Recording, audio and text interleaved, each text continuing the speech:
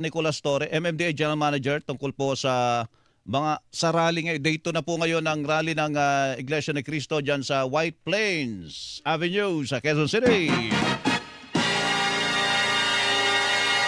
Yusek, magandang umaga po sa inyo, sir. Good morning po. Good morning, sir. Good morning sa inyo mga tagapakinig. Ano po ang unang-una po yung observation po muna natin kasi 8 o'clock pa naman po, ano?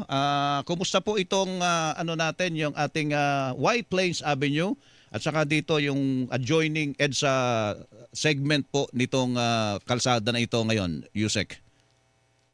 Sa ngayon po ay inopen na natin yung bus lane ng ang barriers natin, minove natin para may 3 lanes na pwedeng gamitin ng ating mga motorista. Opo. Northbound.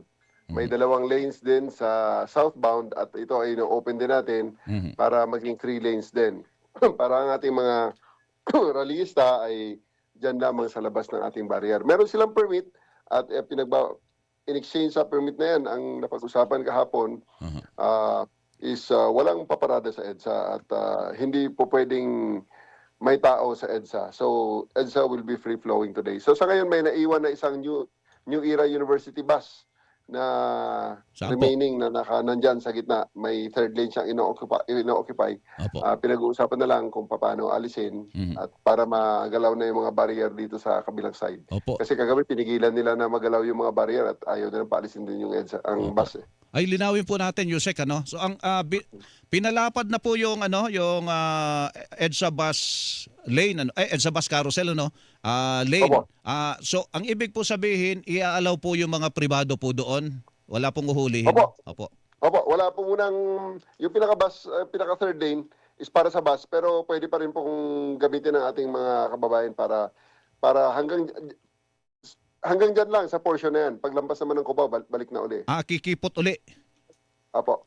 Doon sa kabila po, sa southbound po naman, ay 2 lanes po ginawa yung EDSA bus carousel lane natin. Ano po, Yusek? Opo, gagawin din yung third lane yan para ma-accommodate ang mga sasakyan na dumadaan dyan at saka magkaroon na rin ng barrier para sa mga magrarally ulit sa kabilang side. Ayun pala naman. So, wala pa ho tayong nakikitang problema sa ngayon? Wala pa hong pagbagal, pagsisikip, mga ganon, Yusek? Sa ngayon po? Diyan sa lugar na yan? Sa ngayon po ay nagpapasalamat din sa ating mga motorista at mga kababayan na umiwas na rin talaga sa People Power Monument dahil yun nga sa advisory natin. Iwasan na muna nila kasi talagang hindi pa normal ang galaw dyan sapagkat napakaraming tao pa rin ang ina-expect ngayong araw na to. Yung pong White Plains Avenue, totally po yung magkabilang panig nun, wala po talaga makakadaan doon sa ngayon, ano, Yusek? Malabo sir dahil talagang mapupuno siya talaga mamaya, ina-expect natin. Kaya sa ngayon pa lang isinasarado na namin. Yung pong kabilang dulo po, yung Temple Drive, kanto ng Temple Drive, kumusta po ngayon, Yusek? Palagay ko po ay mapupuno maya-maya yan. Sa ngayon ay may mga dumadaan pa, okay pa ang flow.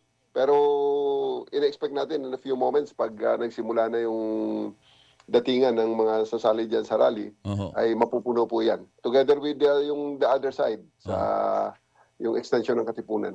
So ang the best talaga ay maghanap na sila ng alternatibong ruta para maiwasan po yan lugar na yan, ano, Yusek? Yun po talaga ang ina-advise natin, sir. Yun daw C5 ngayon na may nag-text dito sa amin, medyo mabigat din daw ang daloy ng trapiko. Baka doon nagsisiksikan, Yusek, sa may lugar na yon, sa C5. Opo.